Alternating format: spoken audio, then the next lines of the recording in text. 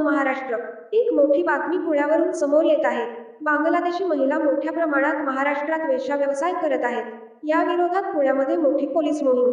11 February 2026 रोजी बुधवार पेठ क्षेत्रात पुणे पोलिसांनी मोठी रात्रीची स्वच्छता चौकशी मोहीम राबवली.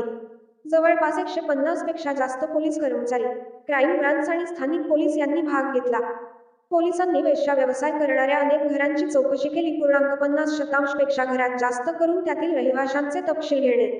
अवैध प्रोस्टिट्यूशन, मानवी तस्करी, ड्रग्जचा वापर आणि साठा आणि अवैध रहिवाशी तपासणे हे मुख्य उद्दिष्टे होते. लहान मुलींना वेश्या व्यवसाय करण्यास भाग पाडणे, बेकायदा राहणाऱ्या बांगलादेशी वेश्यांना पकडणे हा उद्देश होता. रात्रीच्या कारवाई दरम्यान महिला पोलीस कर्मचाऱ्यांनी या ठिकाणांवरील महिला आणि काही पुरुषांची चौकशी केली. तसेच काही व्यक्तींचे ओळखपत्र तपासले गेले.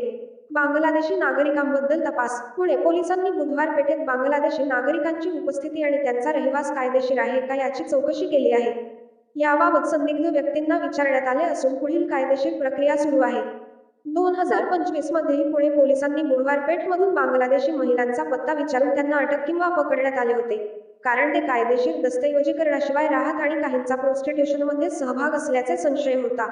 एका महिला पोलीस कर्मचाऱ्यांनी ही बाब आर्थिक व्यवहार करून लपविली होती. अलीकडेच फरसखाना पोलीस ठाण्यातील महिला कॉन्स्टेबलवर बांगलादेशी एका अल्पवयीन महिलेसंबंधी माहिती लपविल्याच्या आरोपाखाली निलंबनही करण्यात आले होते.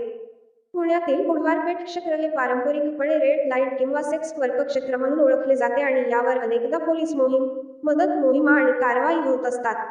या ठिकाणी फक्त बांगलादेशीच नाही तर अनेक भागांतून आलेल्या महिलांचा आणि पुरुषांचा सहभाग असू शकतो व त्यांच्या कायदेशीर स्थितीबद्दल पोलीस वेळोवेळी चौकशी करतात.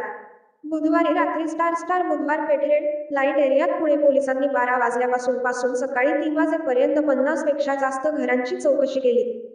या अगोदर काही दिवसापूर्वी फरासखाना पोलिसांनी बुधवार पेठेत रेड लाईट परिसरात छापा टाकला. वेश्या व्यवसाय केल्याप्रकरणी 8 बांगलादेशी महिलांना अटक केली. ही कारवाई पोलीस आयुक्त अमतेश कुमार यांच्या मार्गदर्शनाखाली करण्यात आली, ज्यांनी पोलिसांना मानवी तस्करीविरुद्ध कारवाई करण्याचे आदेश दिले होते. बांगलादेशातील अटक केलेल्या महिला योग्य कागदपत्रांशिवाय भारतात राहत असल्याचे आढळून आले. चौकशी दरम्यान त्यांनी उघड केले की त्या गुप्तपणे भारतात प्रवेश केल्या होत्या आणि उदरनिर्वाहासाठी रेड लाईट परिसरात काम करत होत्या. पोलिसांनी त्यांचे बांगलादेशी राष्ट्रीयत्व सिद्ध करण्यासाठी पुरावे गोळा केले आहेत.